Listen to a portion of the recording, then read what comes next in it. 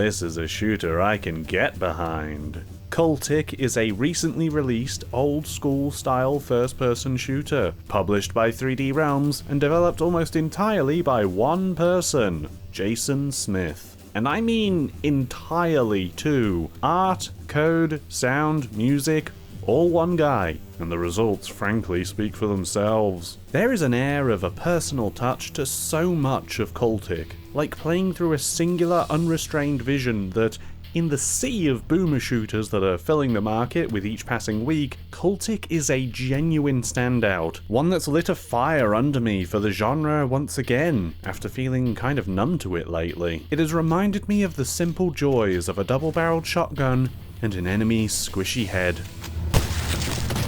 It's impossible to talk about Cultic without mentioning its influences, most notably Blood, the 1997 build engine extravaganza, and arguably one of the best shooters at the time of its release, maybe even still, but that might depend on your tolerance to hit-scanning cultists. Blood is everywhere in Cultic, and more than just literally. Your robe-wearing antagonists are the most obvious point of comparison, but add on to that the focus on throwing dynamite at enemies, this incredibly reliable double-barreled shotgun, the general look of the game with a limited colour palette and dithering, as well as voxels used for weapons and pickups, and 2D sprites for the enemies to simulate that old-school chunky look, and just the feel of your movement and the moment-to-moment gameplay. At first I thought Cultic was taking a much more heavier and grounded feel as you stomp your way to the first building, but then I turned Always Run On in the options menu, and suddenly I was zipping and hopping around just like Caleb did back in the day. The comparisons to Monolith's old shooter are startling, and frankly, if you'd called the game Blood 3 and add Stephen Waite's gravelly commentary to the action, I don't think anyone would have batted an eye.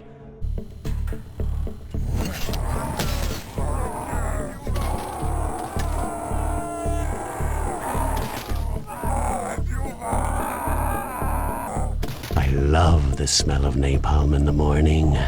But it does have some tricks of its own up its sleeve that we'll get into later. I also appreciate that it didn't try to emulate the cultists jabbering from Blood. That might have been a bit too much. They still talk a bit, but it's not this.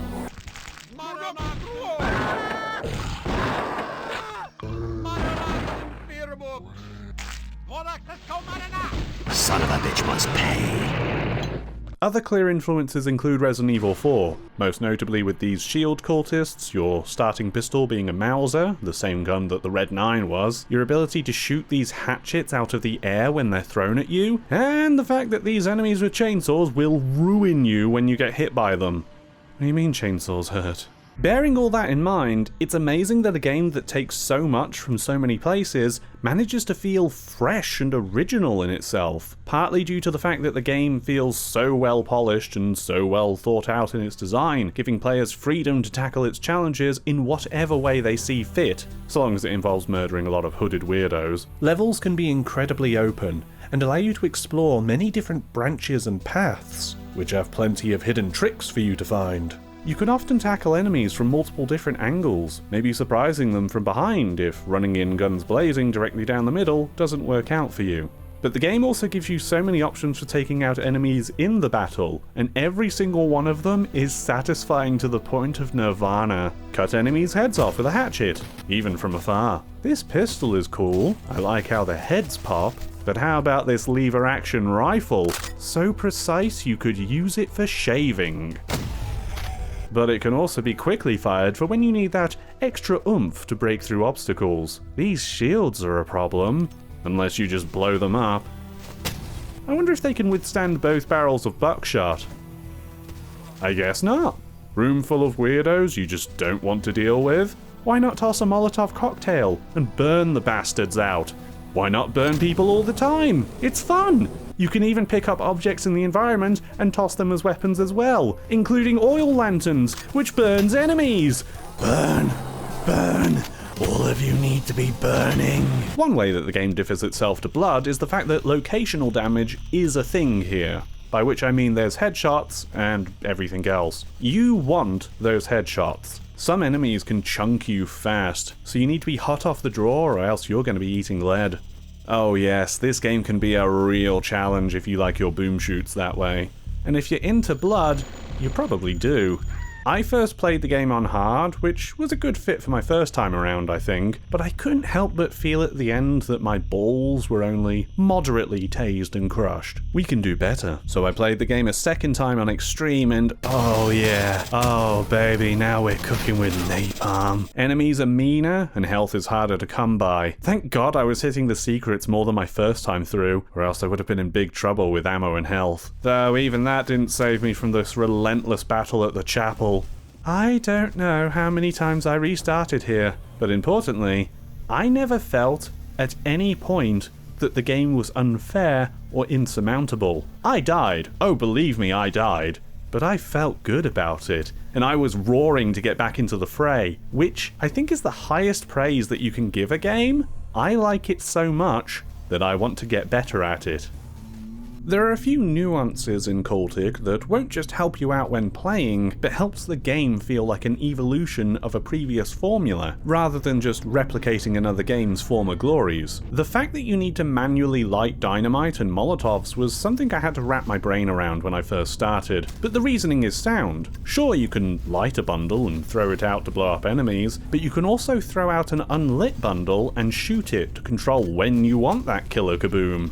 Additionally, there is reloading. Some may cry heresy at such a feature in their boomer shooters, but I think it works well within the tactile rhythm of the game. Staying out of cover in the line of fire is a good way to get perforated, so the need to reload reminds you to duck away, prompting you to potentially rethink tricky situations in a moment of rest. Plus, I think the game would be incredibly unbalanced if I could just shoot these guns forever. So I can't. I've got to switch weapons or make a tactical retreat. Also of note is the field kit. Shouldn't be anything special, just a portable health kit to bandage your wounds. All the build engine shooters had one, or at least the ones worth mentioning anyway. But Cultic has two small differences with its interpretation of what should be a simple item that really adds depth to gunfights. Firstly, if you're on full health, but your field kit still has room, any health item you pick up will have half of its value placed in the kit. This is the main way you're going to be refilling it.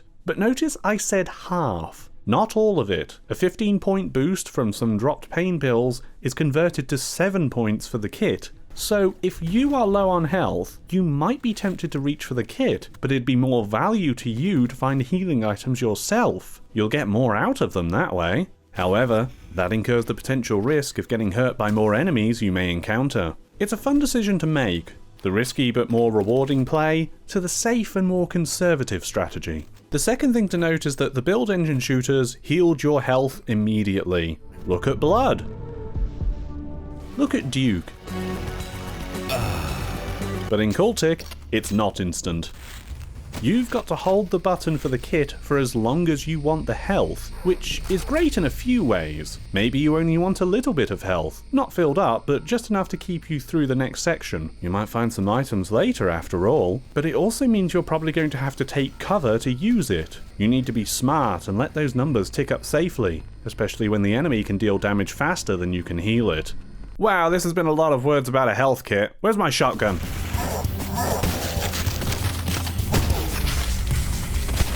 You can turn off the slow-mo chance effect from headshots if you want. I will not be doing that.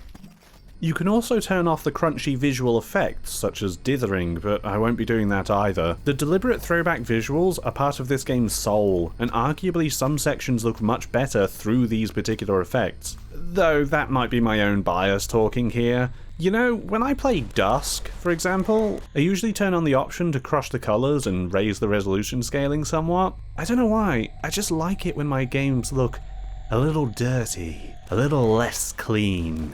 Speaking of the game's presentation though, I hope you've been enjoying the music of this video, because it's all been from Cultic. Apart from when we were talking about Blood and Resident Evil 4, that was from those games. This soundtrack is a beautiful accent to the game's manic action. It's sometimes reminiscent of John Carpenter, reminding me the most of his Christine soundtrack. It's fantastic, and even how it's executed is wonderful. I don't think enough credit goes for moments in shooters where things are quiet, nothing but the natural ambience of the level. but then the music hits and you know it's go time.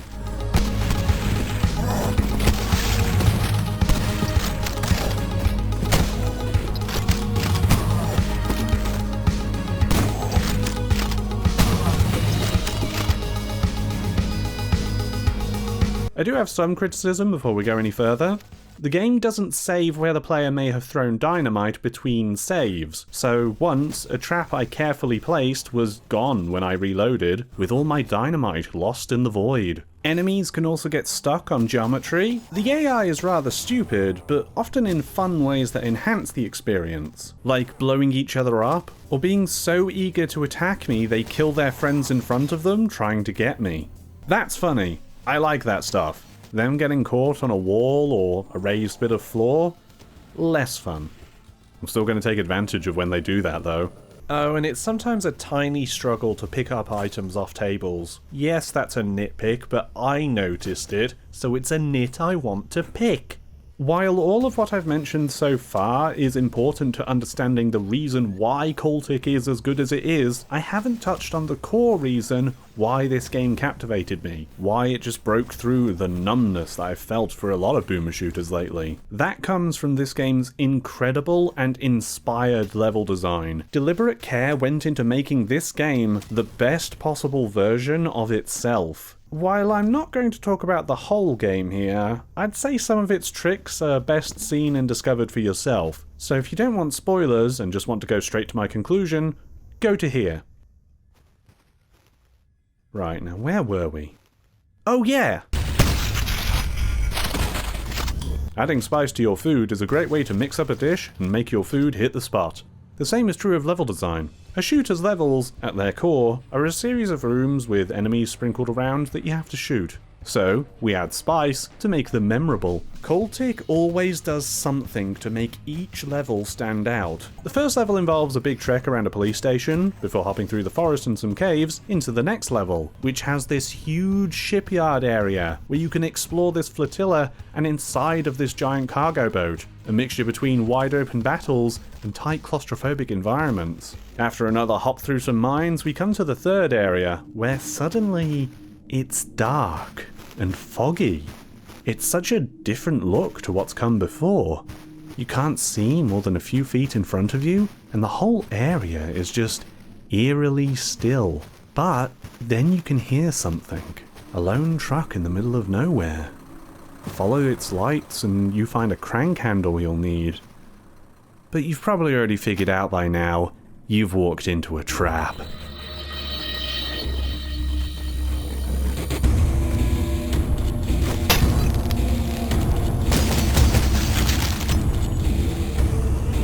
Now you're lost in the woods, with hordes and hordes of zombies closing in on you. I love that they gave this little jump to the zombies when they attack. It helps them feel like an actual threat, rather than subjects of a shambling shooting gallery. It also means that if you're throwing dynamite, you're probably going to blow yourself up.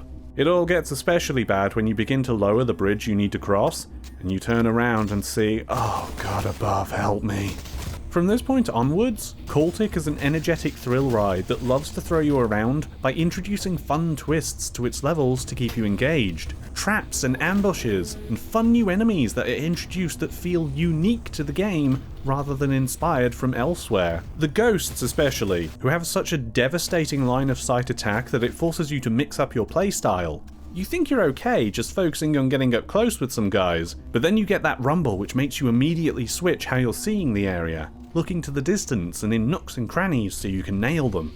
I've got to say though, the introduction to this enemy is my favourite.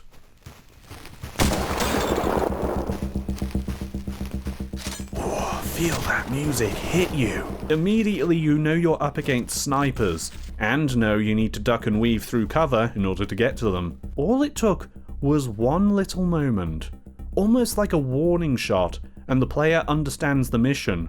Another game might just let you get hit by the snipers, or slow the action down with a cutscene to highlight there's a sniper somewhere, and then tell you all its weaknesses and what you need to do. But Cultic does what it needs to do in less time than it's taken for me to talk about it. But it isn't just the actual mechanical design of the levels and enemies that draws me into the game. It's also the fact that this game has some excellent world building that sucks you in. No, it's not a master-crafted narrative experience, but what it does do is ground you in the game's story that feels very immersive.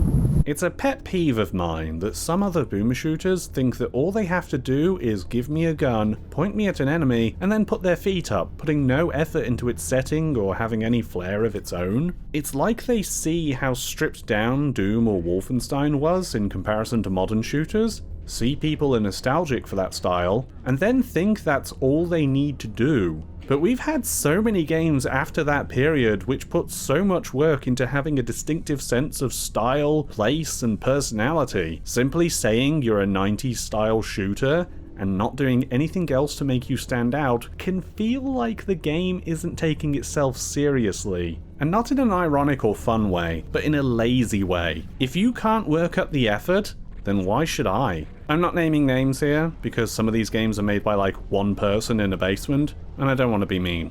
Cultic, however, is doing some heavy lifting to give context to what you're doing, while still keeping the pace and flow of an old school shooter. You get a minimalist opening cutscene that's all of like a minute long, and then BAM! You woke up in a pit of corpses. Got it! Evil cult killing people.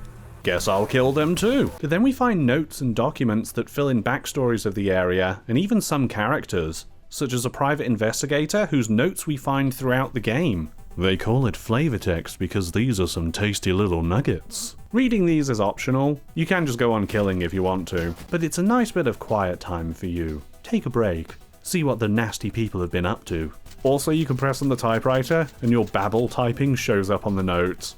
I love that. The levels themselves escalate as the action ramps up through the chapter, starting in quaint homely areas before expanding out into places much larger and less familiar. You get the feeling of not just how ingrained these cultists are to this area, but also of how powerful their organization is through the levels. And I don't just mean through manpower. They have some impressive artillery, sure, but it's their connection to something otherworldly that really sets you on edge.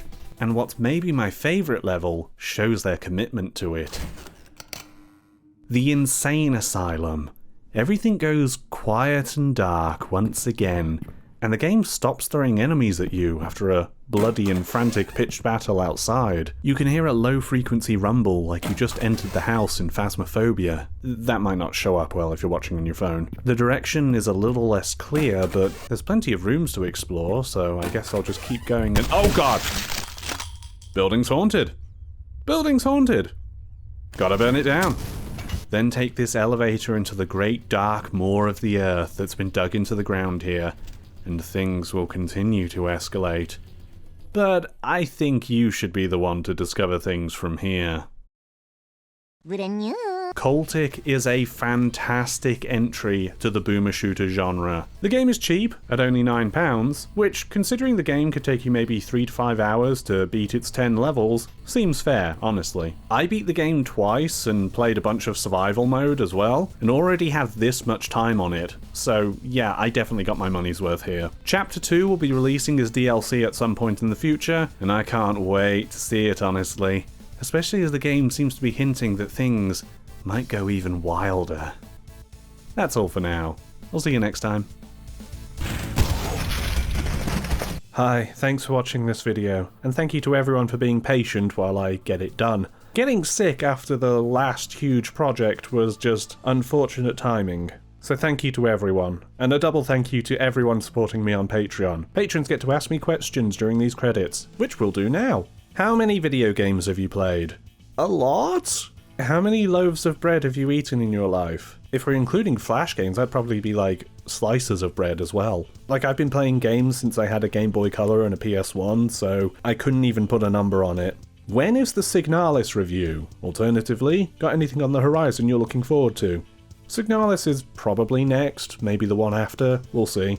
That was a quick answer, so the other question then. Probably Like a Dragon Ishin. I really, really love the Yakuza series, now the Like a Dragon series, and I don't know what it is, but Ishin just has me so excited. I'm also looking forward to the slurry of over-the-shoulder survival horror titles that we've got coming, you know, like Callisto Protocol, Dead Space Remake, and Resident Evil 4 Remake. Oh god, I've got to finish my Dead Space 3 review.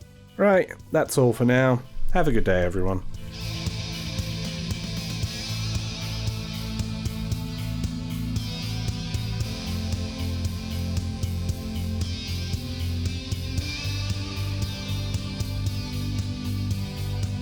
You know, I'm getting the impression that living in rural America sucks.